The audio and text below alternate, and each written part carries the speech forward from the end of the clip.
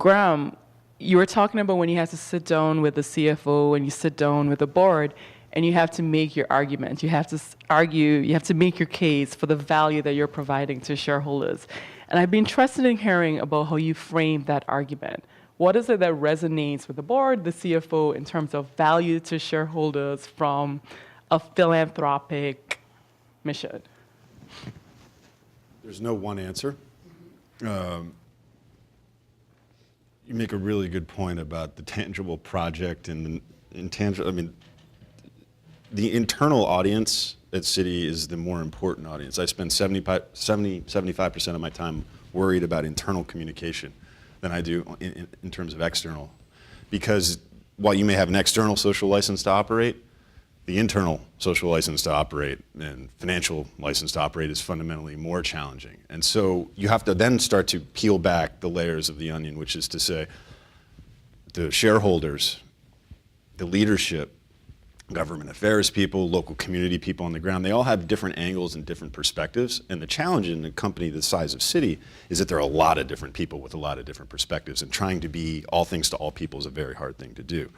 So what we've really spent the past 4 to 5 years on is focusing and concentrating and saying, this is what we're good at, this is what we're gonna do. So that reflection of the numbers going from 3,000 grants down to 800 grants is a reflection of saying, while we'd like to be able to be all things to all people, we can't. We need to do basically 2 things. One is, from a visibility, thought leadership, innovation, and knowledge building standpoint, these sort of global grants. We're bifurcated really from global grants, high impact, from a visibility standpoint, thought leadership standpoint, to local relationship building. Anybody in a corporate, fundamentally, I mean, I'm sure there's some exceptions, cares about visibility. That's just a given. If you don't have visibility behind your projects, by and large, it's probably less valuable to the company. Now, it's not, there's visibility on a variety of different levels. Impact, we have a whole effort now underway around measuring impact and all the analytics behind that and key performance indicators and dashboards and all of that sort of thing. But there, you can't do easily the cost-benefit ratio or the SROI for the CFO of Citi. It's kind of apples and oranges. So while you can demonstrate rigor in measuring your impact on a variety of different ways, I don't think you can replace the mentality that a CFO has. So you do the best that you can, but you can't come in with some sort of projection of returns. I mean, you have measurement and all of that. So I think you have to look at the visibility. You also have to look at the performance of your investments within themselves. And I think most importantly, at the end of the day, it's getting your entire company behind what you're doing and believing in it. And that's a really big challenge. So what we try and do, in addition to the grant making, which is really, frankly, very inside baseball. I mean, let's be realistic here. How many people actually spend time day in and day out worrying about financial? How many people even know what financial capability means?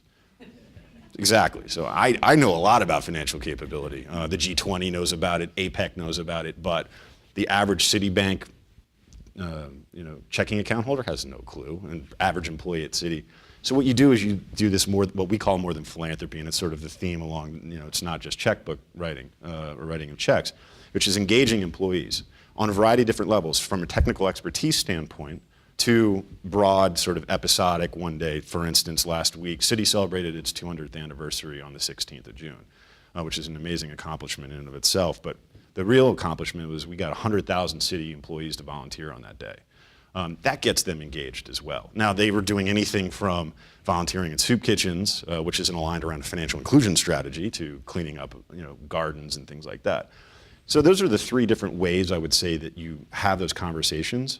And at the end of the day, the evidence is in what happens on the ground, and as it reports back through the company, whether or not people find it valuable. But I don't see any, there's no evidence to me that anybody finds it invaluable, or not valuable, I should say. It's very clear. The trick is, how do we amplify that and how do we increase it? Because I think $78 million is useful, but I think we could use more. But more importantly, we can use the resources of the business, and how you align around that is the real challenge, because at the end of the day, it's resource allocation. And when you're in a really tight expense environment, which financial services industry is in right now, if you're not generating revenue, then you're probably at risk. So that's a real challenge that financial services are faced with right now.